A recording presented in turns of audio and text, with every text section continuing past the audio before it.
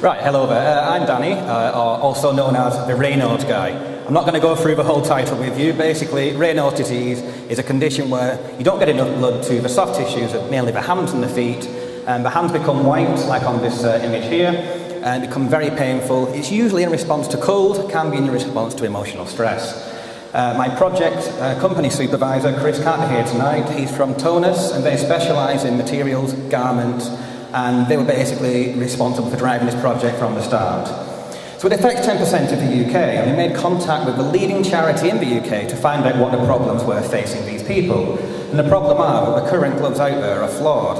They're too thick, the batteries are massive, and the heating elements inside, they go all the way through the hand, so therefore you need big batteries to run them. And we said we need to start redesigning this technology, creating a smart glove. So this is where the collaborative project came from. We started off by sourcing in materials through Tonus and around the world, hundreds of materials, and testing their heat retentiveness by putting heat pads inside them. I was then bagged, tagged and thrown on a plane to Latvia, where I had prototypes made. I brought them back and began to test those as well. So by combining these materials, I was able to give reports back to Tonus, and we're having final prototypes made to be given to people with Raynaud's disease. However, we haven't solved the problem with the big batteries. And we decided that by making smaller heating elements rather than these large ones, we can reduce the energy required and the battery size. And the way to find out how to deploy these smaller heating elements was to quantify symptoms in people who have the condition.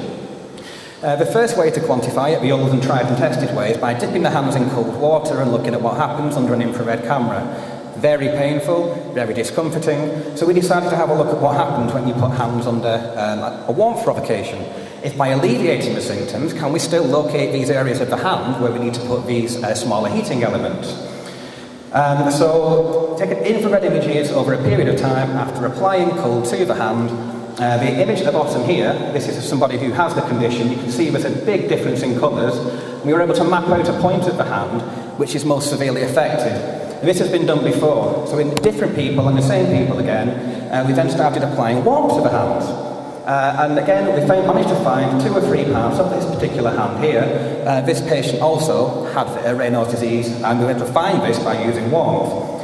What was most interesting is when we looked at warmth and cold together, there was a crossover in the way that people's hands behaved in terms of Raynaud's and non-Raynaud's.